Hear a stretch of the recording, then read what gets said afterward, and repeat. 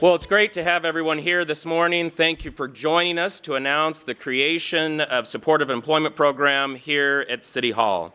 This program is designed to create job opportunities for eligible individuals with disabilities.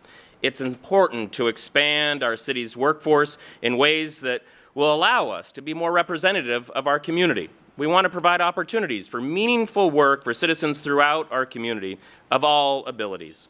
This program supports a major goal of the joint Mayor-City Council strategic plan to build a 21st century workforce at the city government, and that is more responsive and adaptive and reflects our community makeup and values. Our Human Resources Director is focused on this goal as part of our strategic plan and will provide more details here shortly. The Supportive Employment Program effectively removes barriers that can prevent qualified individuals from gaining full-time city employment. Competitive testing, in particular, can be challenged for some of our individuals and our citizens. As a part of the program, we have been reviewing job descriptions across our organization to identify jobs that could be appropriate for supportive employment programs. And just for a moment, I want to thank all of you that are here with us today that have been a part of this over the last several years. Not only that, but your work and the work with those in supportive employment organizations truly changes who we are as a city. And as we talk about being the city of choice, it is for all of our citizens of all abilities. So thank you that we may join you as an employer of choice for all of our citizens and from all abilities. From there, we look at the skills and experiences of qualified job seekers that match them with possible employment opportunities here at the city. Hiring managers, civil service, and I again want to thank the Civil Service Commission and Amber, the Chief Examiner, for her work in this area. Human resources employees all play a role in determining the fit and appropriateness of each one of those positions. People with disabilities face very significant unemployment, around 75%. We wouldn't accept that unemployment rate for any other group of people, and we shouldn't accept it in this situation. In city government, we can help lead that way on this important issue. In part, this program will be successful due to changes at the federal level also that allow individuals with disabilities to continue to receive certain benefits while taking on full-time employment. Representative Kathy McMorris-Rodgers and our U.S. Senators represented here today by their local directors from Washington helped to usher through this legislation through Congress. Also joining me today are several experts to provide additional details on the program and the benefits of supportive employment. Here and joining me here in a few moments at the podium is Representative Kathy McMorris-Rodgers in her role in the ABLE Act in support of employment, followed by Charlie Walters from Remarkably Spokane of why this is important, and of course her work and her organization's work across our city. Jason Tremblay, temp seasonal employee in Parks, who gives me the inspiration to really look at this across the organization. Amber Richards, our Civil Service Chief Examiner, which will detail, and of course Civil Service hires the vast majority of employees in our organization, and then Chris Kavanaugh, my Director of Human Resources, and really how this will become a vital part of the workforce here in city government. So with that, I'll turn it over to our representative, Kathy McMorris-Rodgers. Great. Thank you, Mayor. Well, good morning, everyone. It's great to see you. And I especially want to thank the mayor. I want to thank him for his vision and his commitment to making this happen. And it took a lot of people, this whole team, sharing that vision. But today is a great day that we can celebrate the City of Spokane leading in ensuring that those with disabilities are going to have an opportunity to seek full-time employment. There's so many that are joining us today, both individuals and organizations, that have been dedicated to this effort and have been doing their part in our community for a long time. I think too often when we see someone with disabilities, we're very quick to focus on the disability rather than recognizing the ability, really seeking to find, we focus too much on, oh, this person has a disability, and yet there's so much that individual can offer. And by encouraging the opportunity for work, the mayor mentioned a high percentage of those with disabilities are unemployed. And yet that same high percentage of, whether it's 70 or 75%, they would like to have an opportunity to work. Because I think we all recognize that a paycheck or a job is so much more than a paycheck. It gives you purpose and dignity and opportunity for a better life. So when we're opening up the opportunity for an individual to work, we're giving them the opportunity to have a life that will give them more purpose, make them a part of our community. This year, we're also celebrating the 5-year anniversary of the ABLE Act, which was legislation that took several years to get passed in Congress. The ABLE Act allows for an individual with disabilities to set up a tax-free savings account so that they can take the money, or people can contribute to it, or they can work now because of legislation that passed Congress last year that I had introduced. It's called Able to Work, but it will allow that individual now to be able to work and take that paycheck and put it into their ABLE account, which is so important because when you talk to someone with a disability who wants to work, one of the biggest barriers is that they are fearful they will lose their benefits, right? And so the ABLE account will allow them to go explore work without losing their benefits. So that might be the part-time job or an internship opportunity that will lead to the full-time job. So all of these are pieces in really giving everyone the opportunity for a better life. So I'm really excited to be here today. Too many people with disabilities feel like they are trapped in poverty. And whether it's the ABLE Act, whether it's the supported employment program that the mayor and the City of Spokane is launching here today, other programs that are dedicated to providing the supports that someone with disabilities may need to be in the workplace.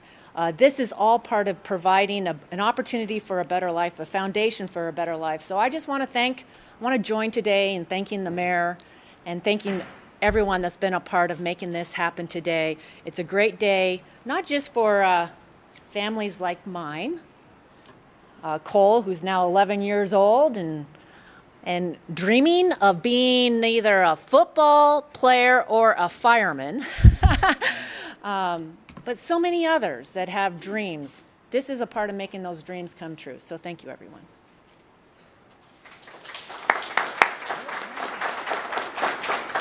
Good morning. The mayor wanted me to address why I feel like this is important. My name is Charlie. I'm from Remarkably, Spokane, and I connect businesses to individuals who are looking for work. So this is important because people with disabilities are us. They're our families, our children, our spouses, our classmates, and the other coworkers that we see in the workplace. These individuals are an asset to our community, and they provide a huge value to us. They want to give back to the community, and they want to feel like they have a purpose. They want to contribute, earn a wage, and feel like they're getting up to go to work and living out that purpose. The goal of supported employment is to ensure that every citizen has the opportunity to work in an integrated setting, earn a decent wage, have advancement opportunities, and live a full life. Supported employment rests on the belief that everyone can work. You're not looking at people's disability labels, and you're not assuming that they need more information or tools to get ready for work. But rather, they are work ready, and our job as specialists and systems is to make sure we figure out who the person is, what they're good at, and where they're going to be a good fit for the business. So I ask, how do we ensure that people with disabilities are represented in our workforce, are supported when they get there, and continue to do the remarkably good job that they do? The City of Spokane is answering this question today by taking this amazing step, and we look forward to seeing the impact that this has on our community. Thank you. Right.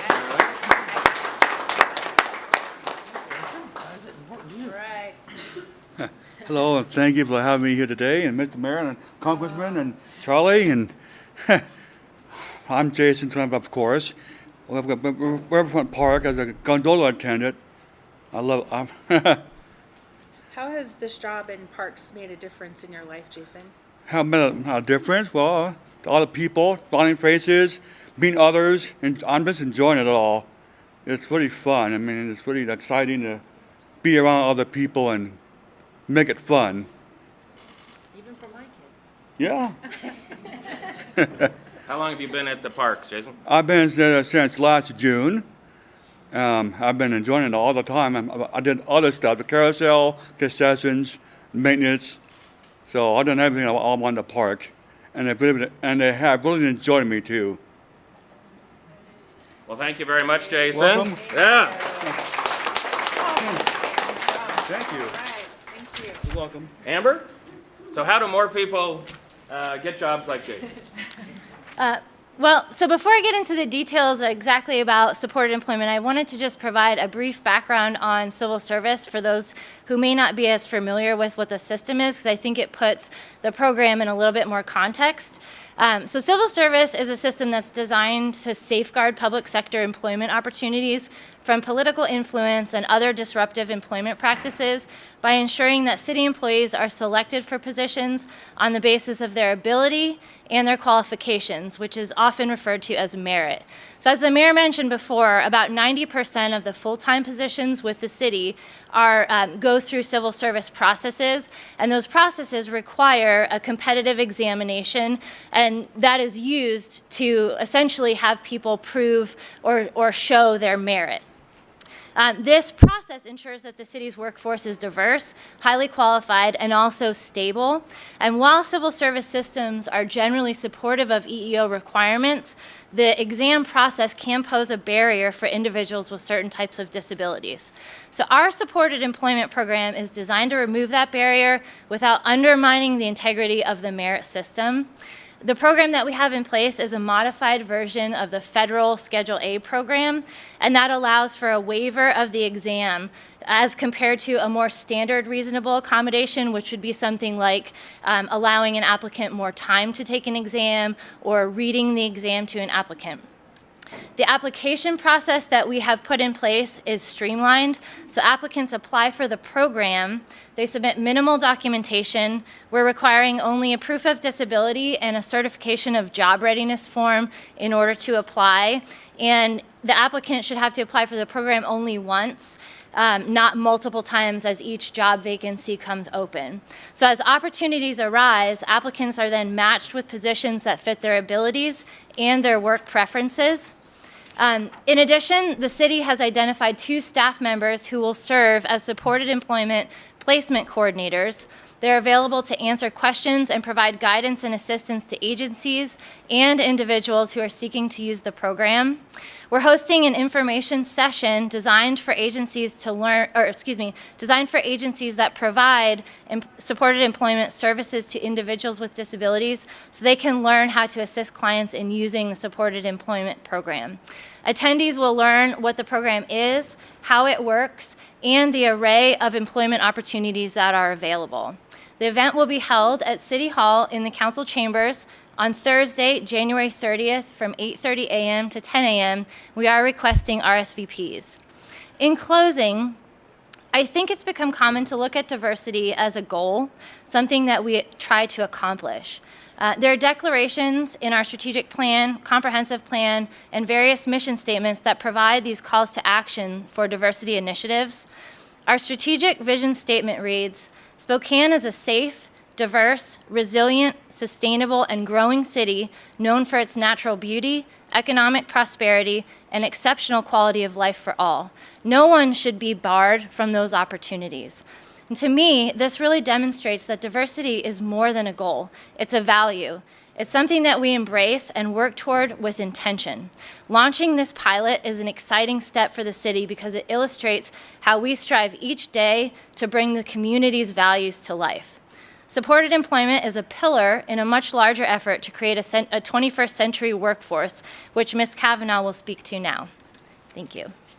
Thanks, Amber.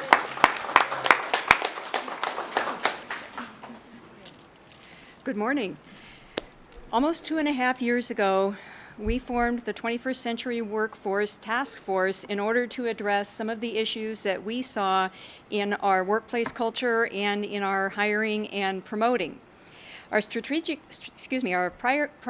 primary strategic goal in the 21st century workforce was to grow an inclusive and a diverse workforce that will be reflective of those that we serve, reflective of all of those that we serve, regardless of ability or disability. Removing employment barriers for candidates with disabilities and providing opportunities for our candidates and our employees to show their abilities as skilled, productive, and highly valued contributors to our organization and to the community that we serve is the culmination of years of work and a truly collaborative effort.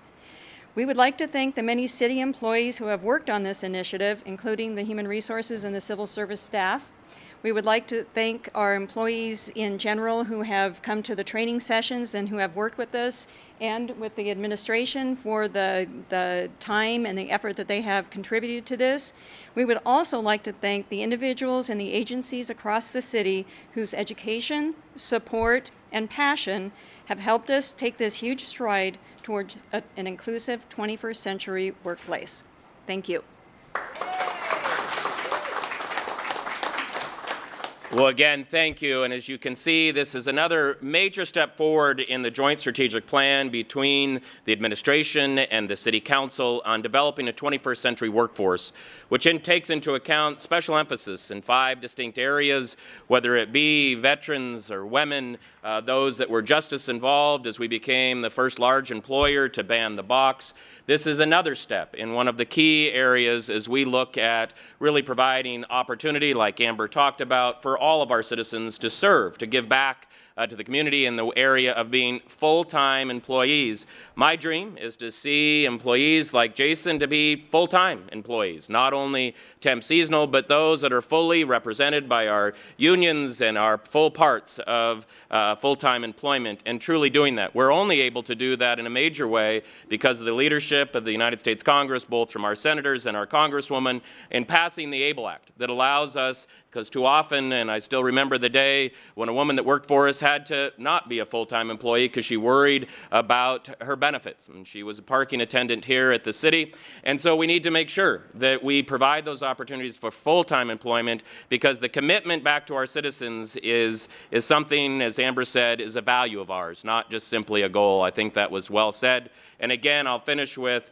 thank you to the Civil Service Commission, citizens that make sure that we fulfill the mission of civil service, but at the same time make sure that we provide opportunities for all of our citizens to have employment here at the city government. So with that, I think those that are here with me will accept questions on this topic. So if there are any, please direct them to some of the smart folks that are up here with me or myself. Sure. What's a person's employed under this program? Does the city have anybody that works with these folks to keep them? It's an awesome team story. Let me get the experts up that talk about that. Hireability, coaches. No, that's okay. The individuals will come with a job coach, typically from an agency. Some of them are represented here today, and the job coach will provide as much support as needed or not needed. And then I think there will be additional support on the civil service and HR side of that as well. And then on the civil service and the human resources side of the house, we will be providing training for our supervisors and communication skills, working skills. We'll also be working with the work groups where the employees will be going into, helping employees understand any conversational tips they should need and any work tips that should be needed. So we'll be working with the individual coming in for employment, with our supervisors, and with the work group that the employee is entering into. Any other questions? Sounds like a lot of emphasis will be placed on, during the job application, walking them through the process and making sure that's going over well. I'm not sure that I understand. Yes.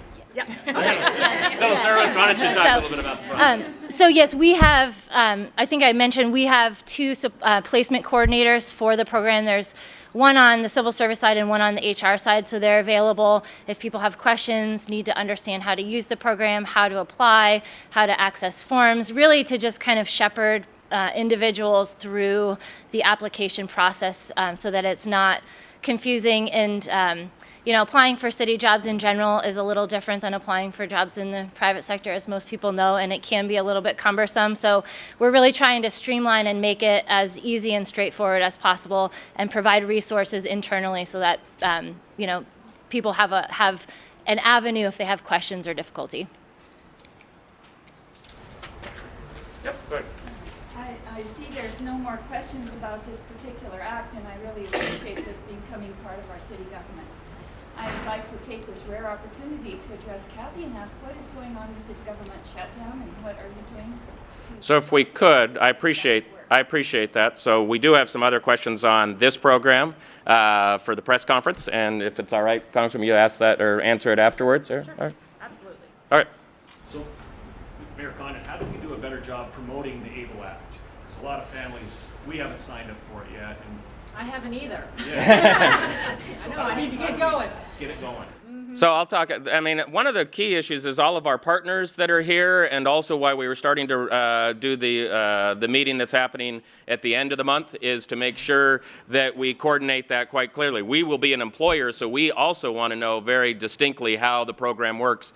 And so that's why we're starting with information sessions, yes, with all of our people that have family members or people that that are part of the support employment program, but also informing those. And so we're going to work jointly on those, not only at the city, but also how does that dovetail with the ABLE Act. And one reason why we thought a press conference was appropriate, we also want to be a resource, but we also ask those in the media to help us talk about what does this mean, so that families that are there can start asking those questions, and especially if they're involved with any of the great network of supportive employment programs, and also the networking that happens. So that's one reason why we decided to do this. I think it's appropriate that it's at the beginning of the weekend of Martin Luther King weekend, isn't it? Of a leader in this country's history that talked about serving the underserved and those that might be disenfranchised. And so I think this is a perfect opportunity through this weekend to talk about this very issue. But we implore upon you, and especially a good reason why we wanted to make sure that our partners in the media help us to talk about this. I might just add that Washington State just launched their ABLE Act last year, or the implementation, and made it available. Up until that time in Washington State, you could open an ABLE account, but it would have to be through a different state. And some states have set up their system so that, or their account so that they're open to the entire country. Washington State launched their office last year. They have a director, and they are at the state level doing more now to really promote and educate. They were over here last year and did a session, but we need to do more of that to make people aware. And I'm really excited about what Washington State has put together, and the director of the office is very passionate and ready to get out there and make sure people are aware of what it means. Yes. Oh yeah, you're. Yes, I remember. Federally, are they planning on changing the age? Yes, right. Yes. So when I would love to see an expansion of the age. So there are some age limitations that were put on the ABLE account, and I will be joining. I believe that we should be expanding that and making it available to all. The concern, trying to get something through Congress these days can be really tough. And in order to get the ABLE Act passed, the projections were that it was going to be billions and billions of dollar impact on the federal treasury. And so we started with a narrower definition to get it through. And my hope is that as it continues to be implemented and more people are, these accounts are made available and they see the success, that will then be the encouragement for Congress to expand the ABLE accounts. And it may not be the price tag that they were putting on it. I think they were putting much too high a price tag on it. Yes. Question for the mayor. Yes, Brian? How would you define success for this program? How would we define success? I'll tell you, success is Jason as a full-time employee at the city, or as we look at the positions, and everything from public information assistant to recreation aide to mail courier to assistant clerk to business systems analyst one, to look at these positions that have been allocated for those without disabilities and really see how they integrate. We had a young man in my office for a period of time named Tyler, and the ability and the works that he did for us. And so to me, as we see the full integration of those with disabilities into our workforce in what has been traditionally typical, positions at the city. So I think that's what we'll see as success. I also think as a city, we're only one employer. So as we see, and those of you that work with other employers, and Charlie with Hireability and others, as we see other employers see this as a real opportunity to have an asset in your office in many different ways. And so I think that's also successful. So I would want to see as a city and as a county that our unemployment with those with disabilities dramatically reduces. We saw this in other areas, whether those that are sight impaired, when we had a major employer come that focuses on those that are sight impaired. And so I think, and as I talked to those individuals, what they were able to do. So I think as we do this, not only here at the city government, as we led the way on banning the box, and we led the way in other initiatives we have in providing a 21st century workforce, that we would also be, I would hope that we're one of dozens, if not more, of employers over the next year that say, this is really what we should be doing as a community, and knowing what the assets are that are out there. And I would hope not only as employer, but being the city government, that we lead in knowing that there's other ways to help employers, small and large, go through this process. And so I think and get rid of some of the myths, and then also tell some of the stories. You can see from our own media on this, we really have some amazing people here at the city, in different populations that have made a career here and a life here, and I think that's important. And so we want to get that out today.